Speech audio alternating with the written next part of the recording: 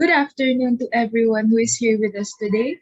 I am truly delighted to see everyone who is watching with us all across different platforms.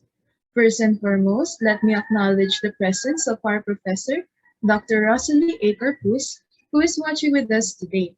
Good afternoon, Dr. Corpus. Okay, we hope that you already had your lunch and you are now on your different spots to focus and witness another webinar that will be presented in a while. But first, let me introduce myself. I am Teacher Eliza Liga PL Forte of BECED 21. You may call me Teacher Ali. And I am Teacher Shanna Marie Alvilla Verde from BECED 21. You may call me Teacher Shanna. And we are your Masters of Ceremony. Across a variety of programs, the Philippine government has actively implemented teacher quality improvements. These laws have changed the landscape of teacher quality requirements in the Philippines. Around the same time, the criteria provide for greater comprehension of the teaching parameters, extended with increasing complexity through a larger and more nuanced variety of teaching and learning circumstances. Here with us as we conduct this webinar titled Other Education and Teacher-Related Laws. By the end of this webinar, the students will be able to have a better understanding of the laws that pertain to teachers. They will know how these educational laws relate to teachers and why, and will be able to state these laws and apply them to the actual world. So sit tight and relax as we take you to the world of teaching. To officially open our program, let us pay respect to the doxology and the singing of our Philippine national anthem.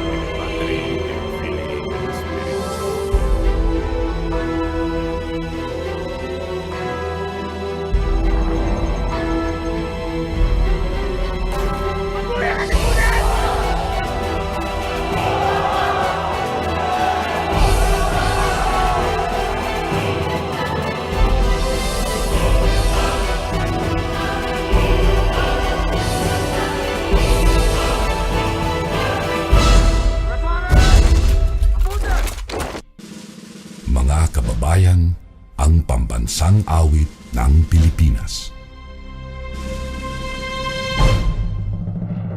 Kayang magiliw, helas ng sinakanan, alam ng puso, sa titik mo'y buhay.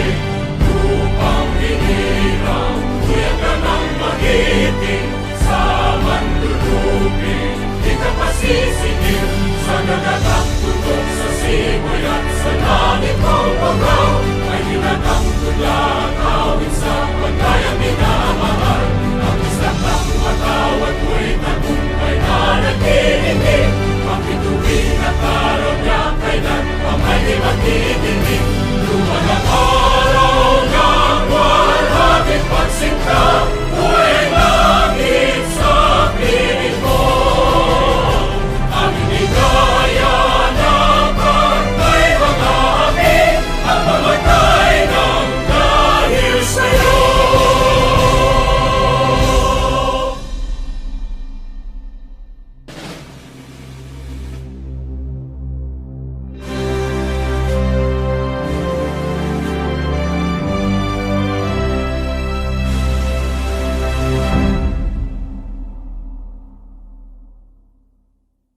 Welcome to the second part of our 2-week webinar in the teaching profession.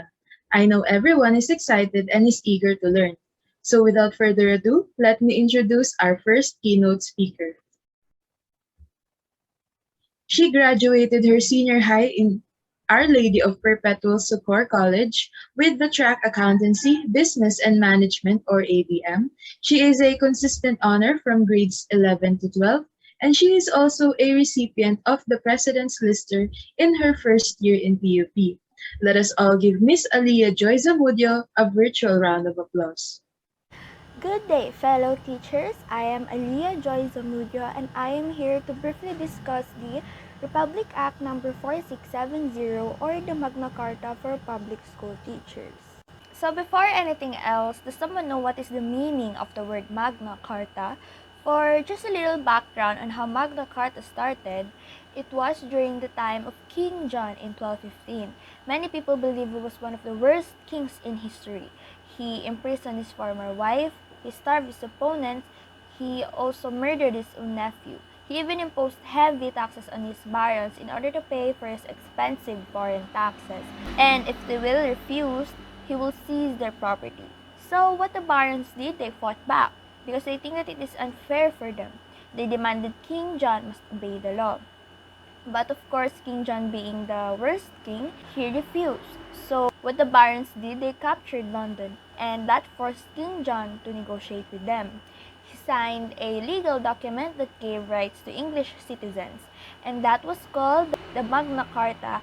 Now, when we talk about the Magna Carta for public school teachers, basically it means that it is a legal document that contains all the rights that are pertained to public school teachers.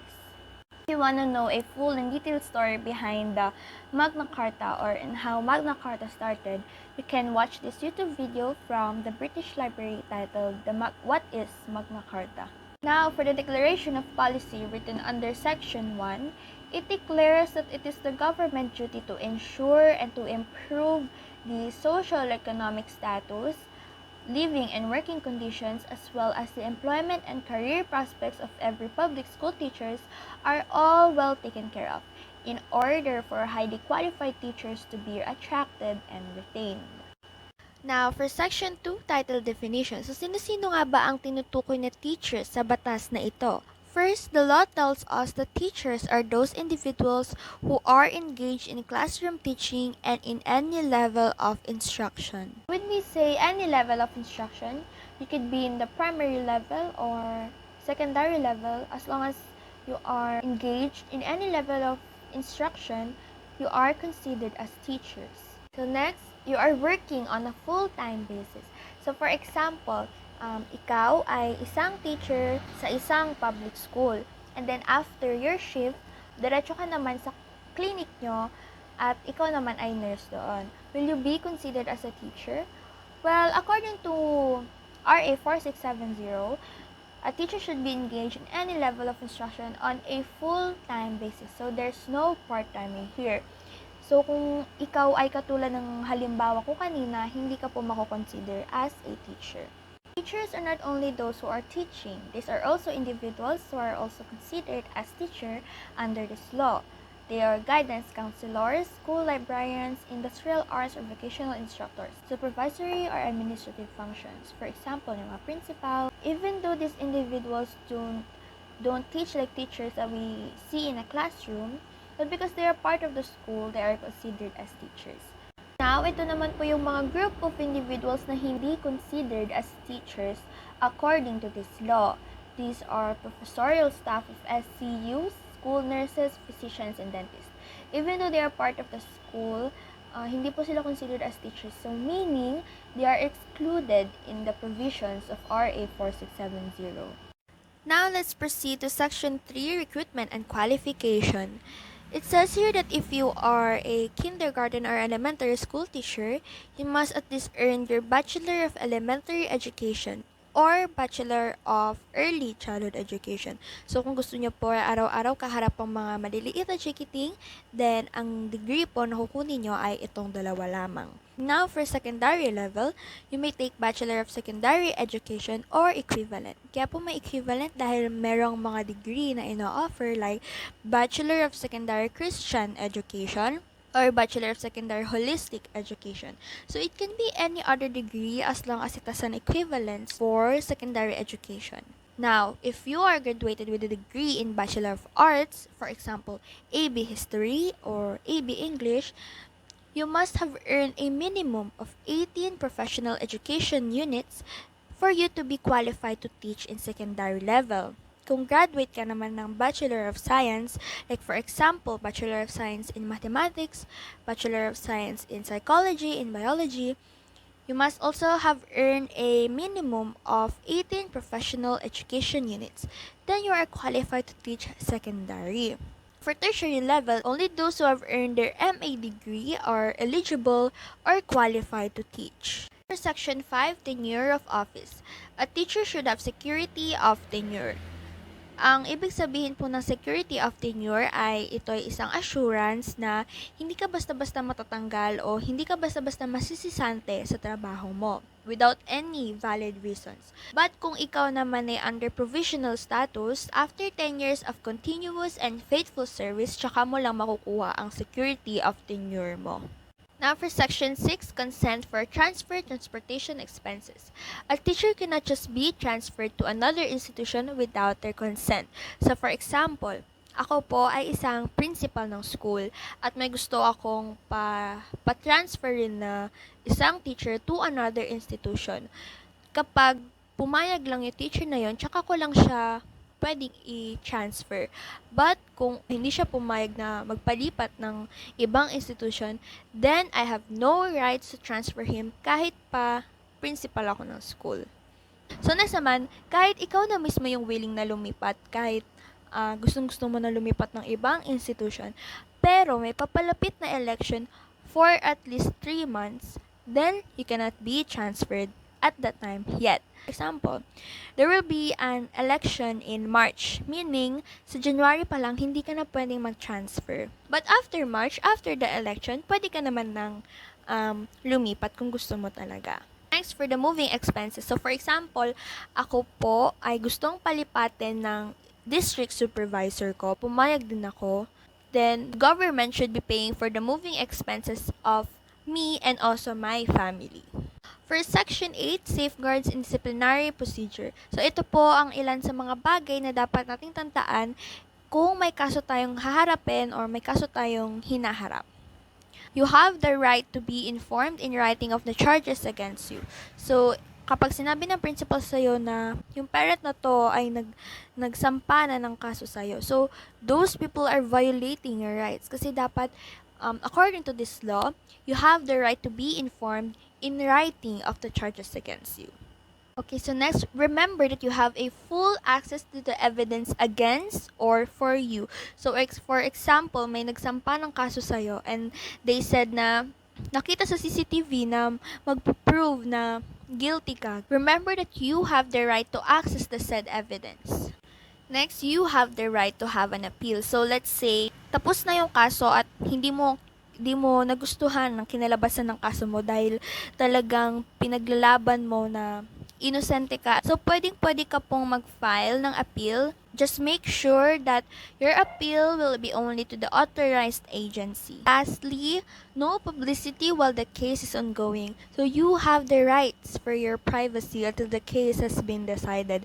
So, one of the other provisions for this law ay kapag pareho kayong ng asawa mo na public school teachers, therefore, you should be assigned in same locality. It can be in the same town or same district. If may instances na yung asawa mo ay na-assign in different region, then remember that you have the right to request for transfer. Next, you have the right to enjoy your academic freedom. Ang ibig sabihin lang po nito ay no one should dictate you on how you will approach your students. So, kung ano po yung sarili mong strategies or kung paano mo sila i-assess as long as you are following the standards. Next, a public school teacher should only be teaching maximum of 6 hours. Now, if you are asked to teach beyond 6 hours, it is okay as long as it isn't more than 8 hours of active teaching. Now, kung umabot po kayo ng 8 hours of active teaching, remember na dapat meron kayong matatanggap na additional payment of 25% of basic pay. For special hardship allowance, ito po yung mga allowance na binibigay sa ating mga teachers na nahihirapan pumunta sa kanilang mga school. Like for example, kailangan pa nilang tumawid sa river o kaya naman kailangan pa nilang magsipag-hike sa matataas na bundok para lamang makapagturo sa kanilang mga estudyante. But remember, not everyone can ask for special hardship allowance. You actually have to inform the Secretary of Education, and then they will be the one to decide whether you are eligible to receive a special hardship allowance. No deductions are allowed from your basic pay except your medical contributions or health insurance, like for example, Pag-ibig, PhilHealth, SSS, yung mga yon. But aside from those, no deductions should be taken from your salary. You are eligible for medical examination. So tayo po mga teachers, dapat meron tayong medical examination at least once a year. For medical travel reimbursement, in case po na walang hospital na malapit sa inyo at kailangan pang bumiyahe ng napakalayo, the government should pay for your medical travel expenses. For study leave, you can take this leave to finish your dissertation or your thesis writing. However, you should have rendered at least 7 years of service and you shouldn't have taken this study leave before. Ang maganda sa leave na ito ay habang naka-leave ka, you can actually have a 60% of your basic pay. Now, kung may sakit ka at kailangan mo magpangamot for maybe at least a year or more than a year, you can file this indefinite sick leave.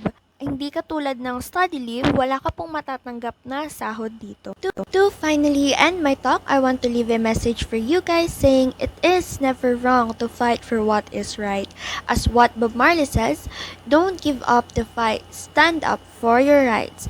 Now let's proceed to the next lesson to be discussed by Miss Juliana Francisco. Thank you for that very informative talk, Ms. Amujo. This discussion helped me a lot to fully understand the rights of the teachers. This act is very important to public school teachers as it protects their rights like the tenure of office, academic freedom, and other benefits. This serves as the guide to utter protection and freedom, away from threats and terminations from the concerned authorities. If we are not aware of this law, we are always threatened by the administrators or any person in authority to terminate us from work once we violate the law. To be protected from abuses, every teacher must know Magna Carta for public school teachers. So I hope that you are all geared up for our second keynote speaker. She graduated from the University of Makati. She was in the overall top 7 way back in grade school. She finished her junior high school with honors. She was a Dean's Lister and she received the award with honors in her senior high school with the track Technical Vocation. Plus, she is also a recipient of the President's Lister in her first year in PUP. Let us all give Ms. Juliana Samantha Francisco a virtual round of applause. Good day everyone, I am Juliana Samantha Francisco and I will be discussing to you the 1987 Constitution of the Republic of the Philippines, Article 14. Article 14, Education, Science and Technology, Arts, Culture, and Sports. But before anything else, let us define Constitution, Article, and Section. First, Constitution refers to the body of rules and principle in accordance with which the powers of sovereignty is regularly exercised. Meaning, a constitution, it is a system for government, codified a written document, which contains fundamental laws and principles. It usually contains fundamental political principles and establishes the structure, procedures, powers, and duties of a government. Next, article. It is a separate and distinct part of a written instrument such as contract, statute, or constitution that is often divided into sections. An article contains a series of rules and stipulations that are each designated as an article. The article elements has specific type of sections element in that it represents a self-contained composition in the document, page, application, or site. Lastly, section. It is the distinct and numbered subdivision in legal codes, statutes, and textbooks. The section element represents a generic section of an article. Sections in this context are thematic grouping of content, typically with a heading with an article. So basically, the section element contains related information grouped under a generic article. Constitution of the Philippines or Saligang Batas ng Pilipinas in Filipino and also known as the 1987 Constitution. The Constitution of the Philippines is the constitution or supreme law of the Republic of the Philippines. Its final draft was completed by the Constitutional Commission on October 12, 1986 and was ratified by a nationwide plebiscite on February 2, 1987 during the administration of President Corazon C. Aquino.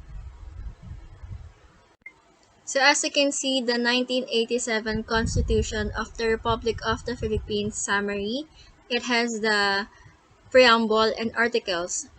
We have 18 articles, but we will be focusing on Article 14, Education, Science and Technology, Arts, Cultures, and Sports. Education, sections 1 to 5. Education is for the welfare of all the Filipino citizens. Private or public schools are given scholarship grants for students. Teachers are also given privilege for advancement and continuous patronage for their profession. In education, it states that the state must cater quality education for all. It should also reach out the farthest community as much as possible to educate each citizen of the country for free. Provision for formal and informal education in all kinds of citizen must be offered to respond to the needs of each individual and the society. All educational institutions, public, private, sectarian, or non-sectarian, must include the study of Constitution and religion to promote nationalism, patriotism, and inculcate values. Teaching and non-teaching personnel have their own role to be the educator on their own way and to progress their profession. Everybody is free to choose the course to be taken up in colleges, as long as it is within its ability and capacity. With regards with education, the government provides different forms of assistance be given to both public and private education, which consist of first, tuition fee supplements, for students in public and private schools, including students in vocational and technical course. Next is the High School Textbook Assistance Fund, provided that students in public schools shall be provided a comprehensive textbook program under the Secondary Education Development Program. Next is the Basic Literacy Program or BLP. It is a program aimed at eradicating illiteracy among out-of-school youth and adults by developing basic literacy skills of reading, writing, and numeracy. Next is the Alternative Learning System for Differently Abled Person, ALSDAP. It is a project which aims to deliver basic literacy program to the special or differently abled children's or adults. And lastly, the Accreditation and Equivalency A&E program.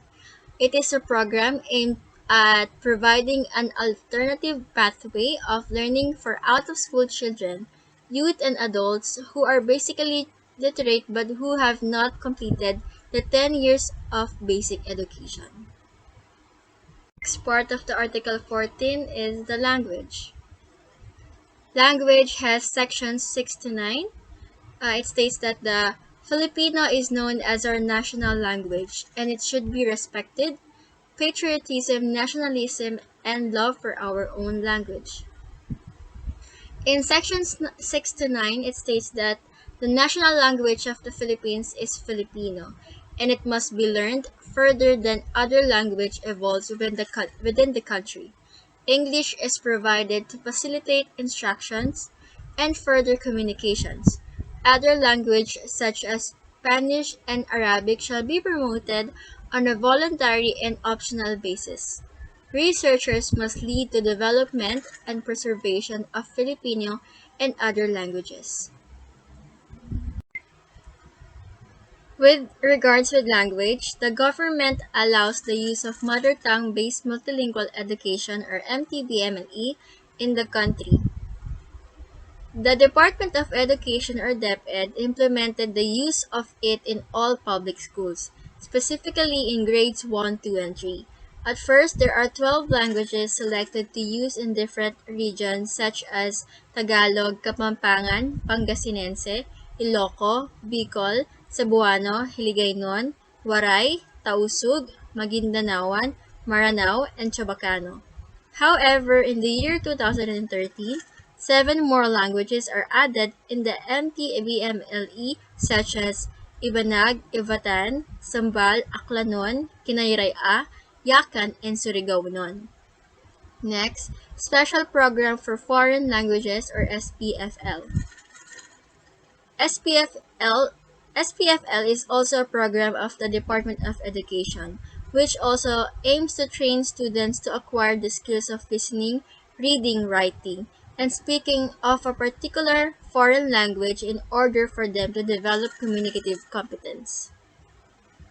Article 14, Science and Technology. It has the sections 10 to 13. New invention, innovations, and development through research done by science and technology. The science and technology are essential for national development and progress. The state has to give priority to research and development, invention, innovation, and their utilizations, and to science and technology education, training, and services. It must support indigenous, appropriate, and self-reliant scientific and technical capabilities, and their application to the country's productive system and national life. In behalf of science and technology, the state provides the following programs and services: technology transfer and commercialization or innovation system support, testing and calibrating services, packaging and labeling services, technical consultancy services, and technology training. Arts and Culture, sections 14 to 18. Preservation, conservation, and promotion of our national heritage through arts and our own culture. The state must foster the preservation, enrichment, and dynamic evolution of a Filipino national culture based on the principle of unity in diversity in a climate of free artistic and intellectual expression. Arts and letters will enjoy the patronage of the state. The state has to conserve, promote, and popularize the nation's historical and cultural heritage and resources, as well as artistic creations. All the country's artistic and historic health constitutes the cultural treasure of the nation, and must under the protection of the state, which may regulate its disposition. The state has to recognize, respect, and protect the rights of indigenous cultural communities to preserve and develop their cultures, traditions, and institutions.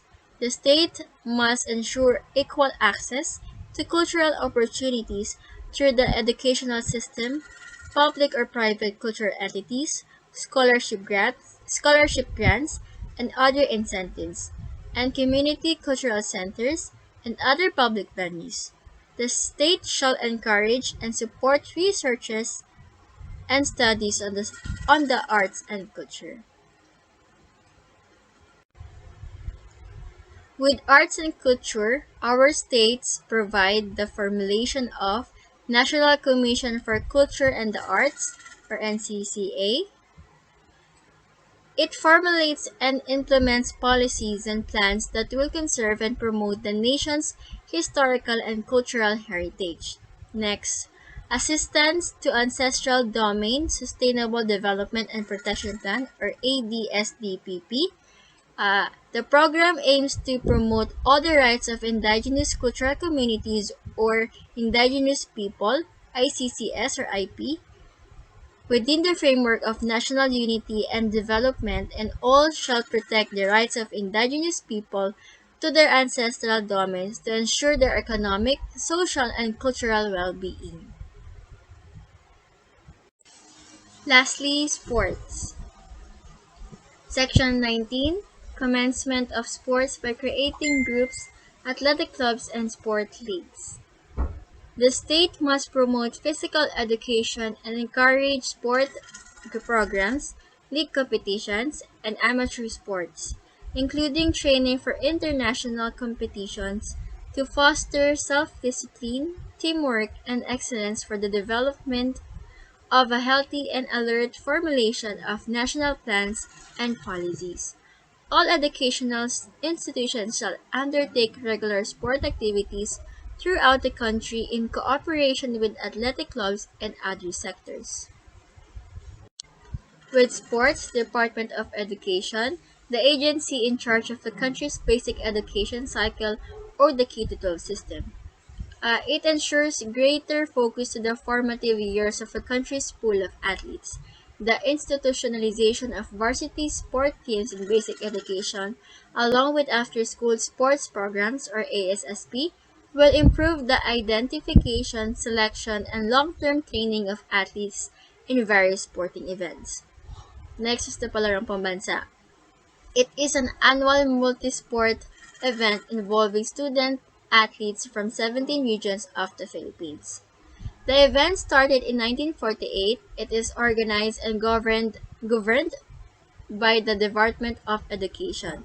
Student athletes from public and private schools at elementary and secondary levels can compete provided they qualified by winning at their regional meet. For young people, student athletes, Palarong Pambansa is the culmination of school sports competition, which starts with local school intramurals, followed by the congressional district, provincial, and regional athletic meets. In conclusion, the 1987 Constitution gives every Filipino citizen the privilege to be educated and utilize the free education that each one deserves. The Constitution also promotes the values and culture of the Philippines by instilling in the minds of every student that we should learn how to appreciate what the country has to offer. Also, the rights of every Filipino teacher are mentioned in the Constitution. This is to protect and strengthen the privileges that teachers have. The legal basis of the Philippine education system was made to ensure that the country has a strong foundation wherein the officials will look into in making decisions for the betterment of the Philippine education and the citizens of the country. Thank you.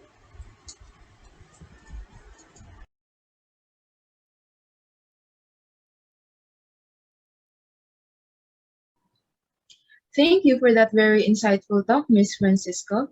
A key takeaway of mine is that Article 14, that it deals with education, science and technology, arts, culture, and sports.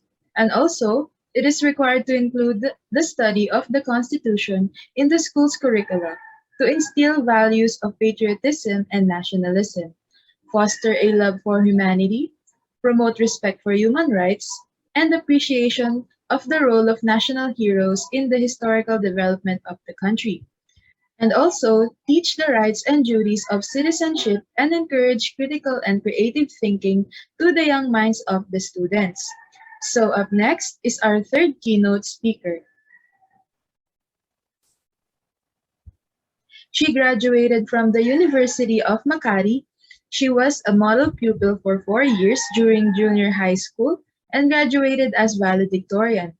She was a consistent Dean's Lister in senior high school with the track Humanities and Social Science.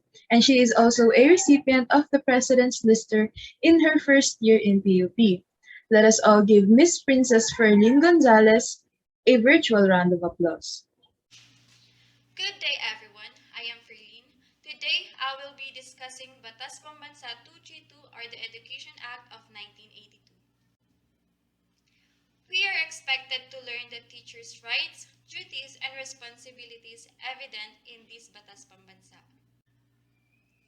Before we proceed, let us understand what is Batas Pambansa.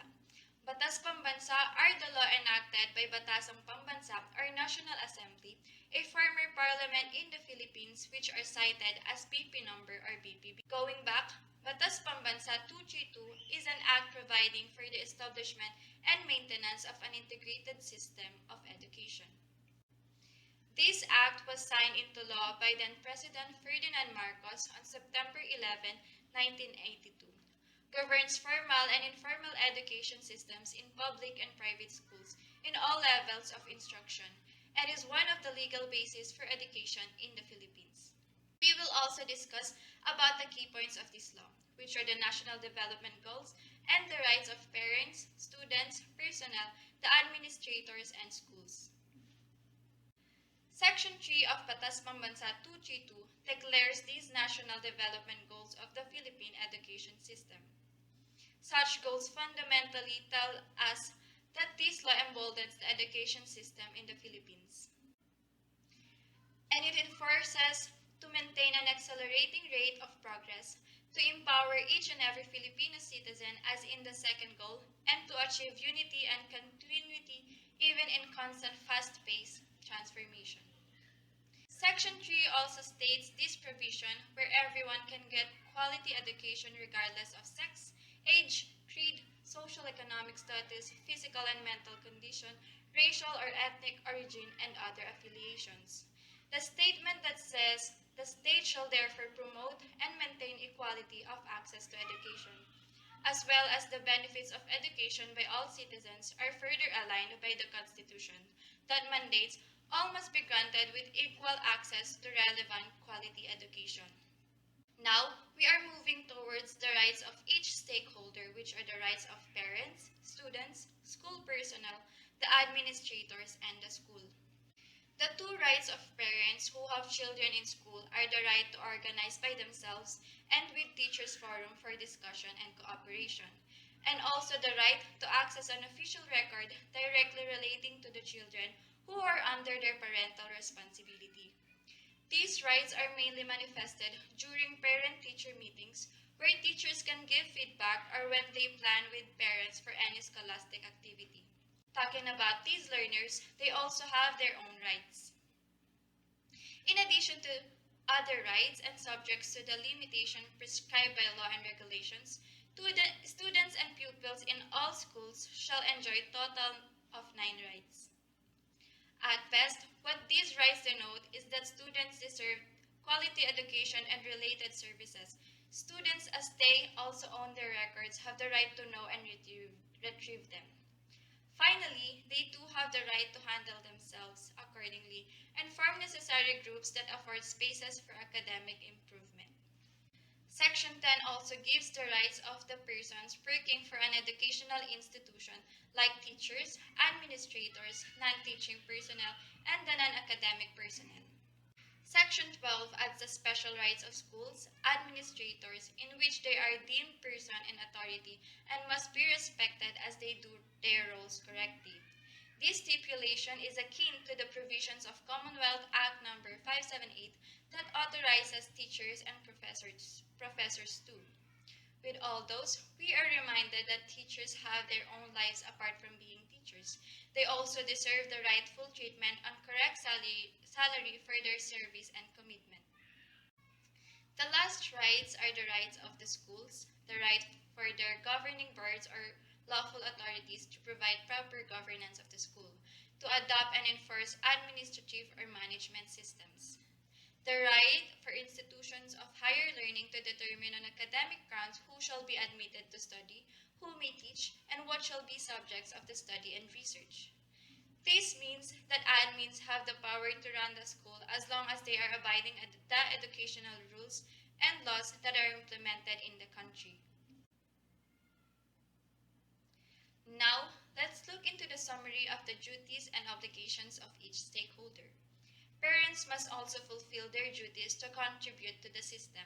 They must cooperate, empower, and support the education system. This means that they must actively participate in the education process to help attain the national development goals. For the students, they are obliged to give their best to be honest at all times, to help achieve peace, to be socially aware, and to be responsible. I bet excellent pre-service teachers practice them to be excellent teachers. With that, let's move on now to the actual teacher duties and obligations. First, perform his duties to the school by discharging his responsibilities. Second, be accountable for the efficient and effective attainment or specified learning objectives. Third, render regular reports on performance of each student and the latter's parents and guardians with specific suggestions for improvement. Fourth, assume the responsibility to maintain and sustain his professional growth and advancement and maintain professionalism in his behavior at all times. Fifth, refrain from making deductions in students' scholastic rating for acts that are clearly not manifestations of pure scholarship. Six, participate as an agent of constructive social, economic, moral, intellectual, cultural, and political change. In conclusion, the education industry today is faced with many challenges, and in order to improve the education system and the performance and development of the education industry, all the stakeholders must work together.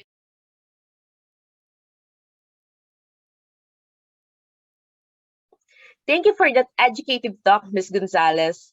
What I realized in this discussion is that education is a big part of national development, that it will not do progress if the education itself is not visible for progression. Our educational community should discuss relevant issues, communicate suggestions for assistance, and help the school promote their common interests. As future teachers, we should be aware of our duties and obligations since we are one of the agents of constructive social economic, moral, intellectual, cultural, and political change within the context of national policies. So I hope everyone is still doing well and are very much alive. Up next is our fourth keynote speaker. She graduated from La Immaculada Concepcion School in Pasig with a track accountancy, business, and management. She was a consistent honor student since grade 9, an NC3 for bookkeeping passer, a perfect attendance achiever, and she had her work immersion at hand and heart. Plus, she is also a recipient of the President's Lister in her first year in PUP. Let us all give Ms. Francesca Cazaya de Gorio a virtual round of applause. Good day, everyone. I am Francesca Quezaya T. Degorio, and I will be discussing to you the RA 9155, otherwise known as the Governance of Basic Education Act. RA 9155, otherwise known as the Governance of Basic Education Act, is an act instituting a framework of governance for basic education, establishing authority and accountability, renaming the Department of Education, Culture and Sports, or DEX, as the Department of Education, and for other purposes. The act is enacted by the Senate and the House of Representatives of the Philippines in the Congress assembled on August 2001. In addition to the goal flashed on your screens, basic education also aims to provide students and learners with the skills, knowledge, and values they need to become caring, self-reliant, productive, and patriotic citizens. The Act is hereby declared the policy of the state to protect and promote the right of all citizens to quality basic education and to make such education accessible to all by providing all Filipino children a free and compulsory education in the elementary level and free education in the high school level. Such education shall also include the alternative learning systems, or ALS, for out-of-school youth and adult learners. As what is stated in Section 2, as the heart of the formal education systems, the school should be a place where children learn. Schools and learning centers shall be empowered to make decisions on what is best for the learners they serve. They should also have the single aim of providing the best possible basic education for all learners. The policy and principle for the governance of basic education should be translated into programs, projects, and services developed, adopted, and offered to fit local needs. Aside from encouraging local initiatives for improving the quality of basic education, The state shall also ensure that the values, needs, and aspirations of a school community are reflected in the program of education for the children, out of school youth, and adult learners. Next, Section 5, Principles of Shared Governance. As what I have mentioned before, RA 9155 covers the principle of shared governance. Shared governance, as you can read on your screens, is a principle wherein officials or individuals have their own task, role, and responsibility, and take part with the governance of basic education. Feedback mechanisms shall also be established to ensure coordination and open communication of the central office with the regional, division, and school levels. Then we have Section 6, Governance. The Department of Education, Culture, and Sports was renamed as the Department of Education. This department shall be vested with authority, accountability, and responsibility for ensuring access to, promoting equity in, and improving the quality of basic education. Arts, culture, and sports shall be as provided for in Sections 8 and 9 hereof. Section 7. Section 7 mentioned the authority of the Secretary of the Department of Education. Our current Department Secretary is Secretary Leonor Briones. The Department of Education's principal goal is thus to raise the academic standards of basic education and enhance administrative efficiency in the delivery of educational services. Given these goals, the department organized itself into two major structural components, namely the central office and field offices.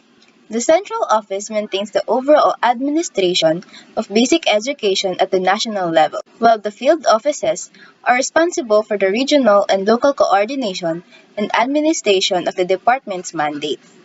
In RA 9155, the Act also emphasized the roles and responsibilities of a school head. Aside from what I have given on my slide, the school head should also be an instructional leader and administrative manager. They should also form a team with the school teachers or school facilitators for the delivery of quality educational programs, projects, and services. As you can see from the slide, to name a few, I also provided some examples of the things the school head has authority, accountability, and responsibility for. For the Chapter 2, Transfer of Cultural Agencies, we have the Section 8, Cultural Agencies. National Commission for Culture and the Arts, or NCAA, is the overall policy-making body. Because of what is stated in Section 8, NCAA becomes the coordinating and grant-giving agency for the preservation, development, and promotion of the Philippine arts and culture. This makes the Commission ng Wikang Pilipino, National Historical Institute, Record Management and Archives Office, and the National Library be administratively attached to the NCAA and no longer with the Department of Education.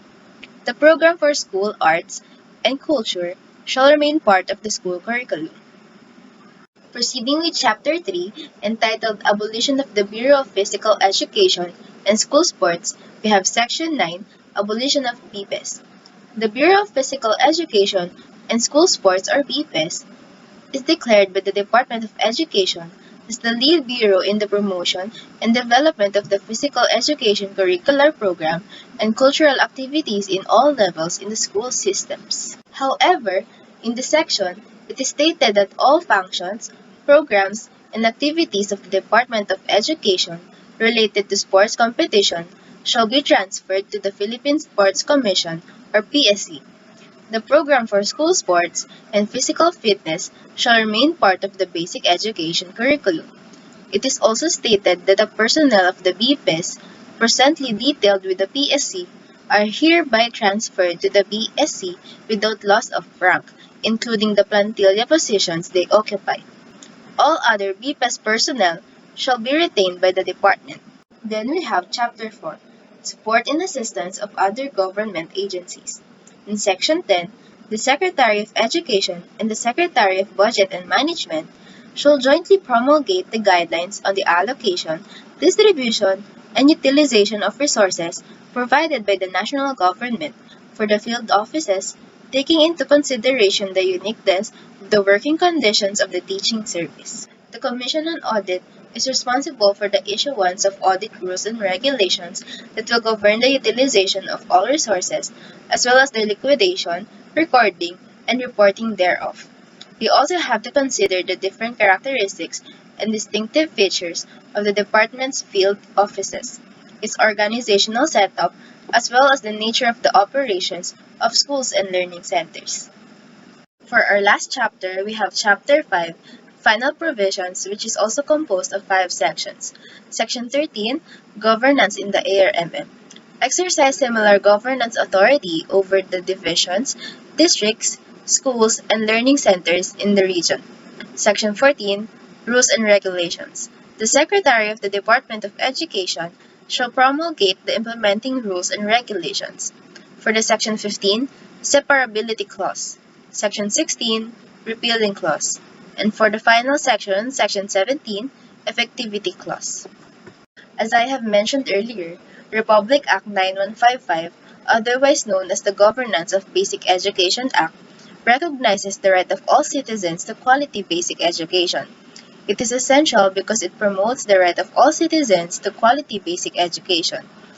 It allows such education accessible to all by providing all Filipino children free and compulsory education at the elementary level and free education at the high school level, including alternative learning systems for out-of-school youth and adult learners. I also mentioned that this act covers the principle of shared governance.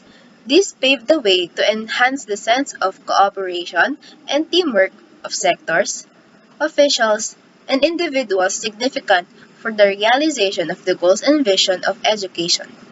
As future educators that will be part of the education system, it is necessary for us to perform our roles, duties, and responsibilities to the best of our ability to our students, because in the end, we are the ones who are accountable for their learning outcomes. Everyone must do their part to achieve one common goal, which is to provide our students and learners with the skills, knowledge, and values they need to become caring, self-reliant, productive, and patriotic citizens. Thank you.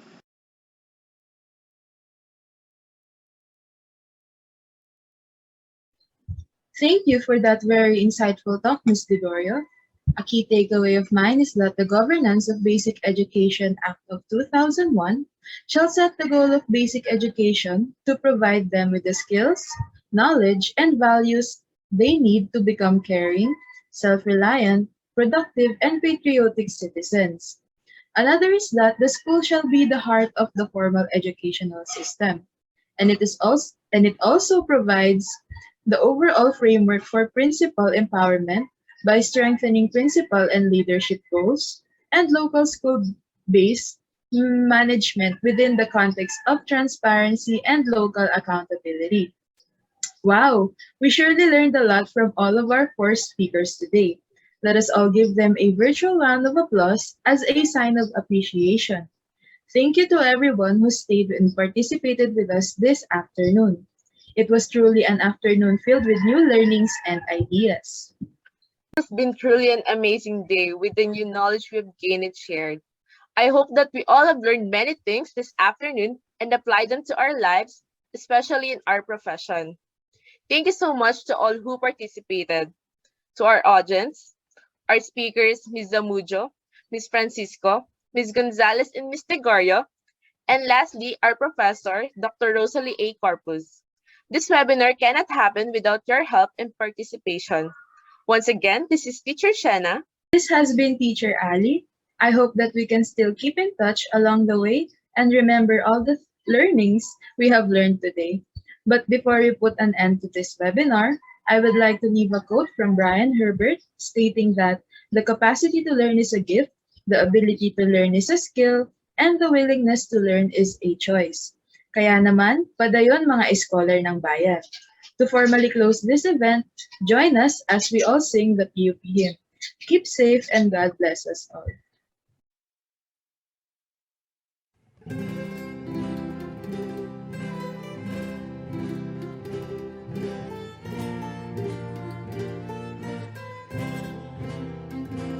Simbahan